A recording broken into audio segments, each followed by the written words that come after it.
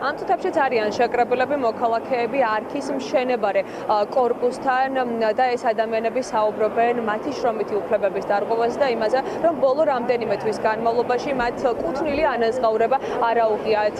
თუმცა ჩვენ ვესაუბრეთ ცოტა ხნის წინ თავად კომპანია არქის გენერალურ დირექტორს, რომელიც საუბრობს იმაზე, რომ ეს დასაქმებული ადამიანები არიან კონტრაქტორი კომპანიის მიერ დაქირავებული მუშახელი და შესაბამისად თავად კომპანია არქის მათი ხელფასების ანაზღაურებასთან დაკავშირებით კავშირი არ აქვს. რაც შეეხება თავად კონტრაქტორ კომპანიას, სულ ცოტა ხნის წინ კონტრაქტორი კომპანიის წარმომადგენლებიც ესაუბრნენ აქ პროტესტის მონაწილეებს და მათ შორის ჩვენც გვქონდა საშუალება, რომ კონტრაქტორი კომპანიის წარმომადგენლებისთვის კითხვები დაგვესვა თუ რატომ არ აუნაზღაურდათ ამ ადამიანებს მათ მიერ გაწეული შრომის შესაბამისი ანაზღაურება. თუმცა როგორც კომპანიის წარმომადგენლები ამბობენ, ამ ადამიანებს ხელფასები გადაუხადეს, როდესაც მათ ჰქონდათ სათანადოდ შესრულებული სამუშაოები და როგორც კონტრაქტორი კომპანიის წარმომადგენლები ამბობენ, ის ხელფასები, რასაც ეს ადამიანები ითხოვენ, არის ის იმ სამუშაოზე, რომელიც არ არის ჩაბარებული და როგორც ჩანს კომპანია მათი თუ ამ პასუხებით და პოზიციით ვიმსჯელებთ ამ ადამიანებისთვის იმ ანაზღაურების გადახდას არ აპირებს, რის გამოც ეს ადამიანები დღეს კომპანიის მშენებარე კორპუსთან შეიკრიბნენ. სამი თვეც მუშაობდა, ერთ ხელფასი მე არ ამღე. რა ფული არ აიღე? რა ასაბარაკო ყველაფერი ორი თვე ხელფასი გადახდილი მაქვს. მინდა, გადახდილი მაქვს. შემიეხლა. შენთან არა ნოდარისთან გადახდილი მაქვს. სად არის ნოდარი?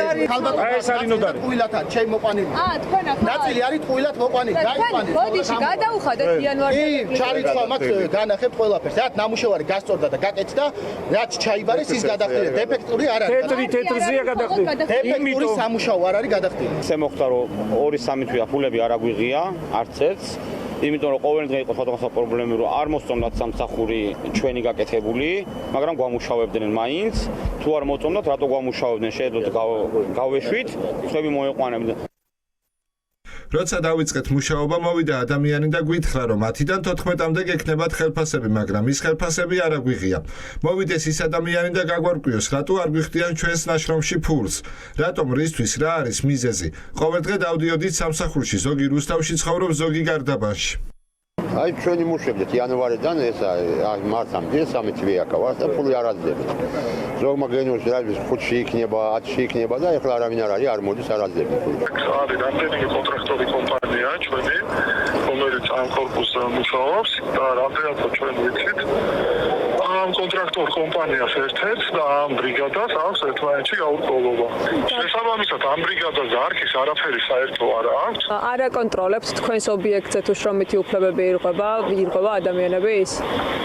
ჩვენ ობიექტზე ვაკონტროლებთ ყველაფერს, მათ შორის უსაფრთხოებას, მათ შორის ხარისხს, მათ შორის დროულობას, მაგრამ ორ იურიდიულ პირსა და ფიზიკურ პირს შორის ბიზნეს ურთიერთობაში ჩვენ არ გვაქვს უფლება რომ ჩავერთოთ. როგორც გითხარით, კონტრაქტორი კომპანიის წარმომადგენლები დღეს ამ ადამიანებთან აქციის მონაწილეებთან სასაუბროდ იყვნენ გამოსული და მათ შორის დაძაბული კომუნიკაციაც შედგა დაახლოებით 1 საათის განმავლობაში საუბრობდნენ ისინი დახურულ კარტს მიღმა, თუმცა როგორც ჩანს ამ ადამიანებმა ვერ მიიღეს კონკრეტულ კითხვებზე პასუხი, აუნაზღაურდებათ თუ არა მათ ის ხელფასები და ის შრომა, რასაც რამდენიმე თვის განმავლობაში ამ კორპუსში აწარმოებდნენ.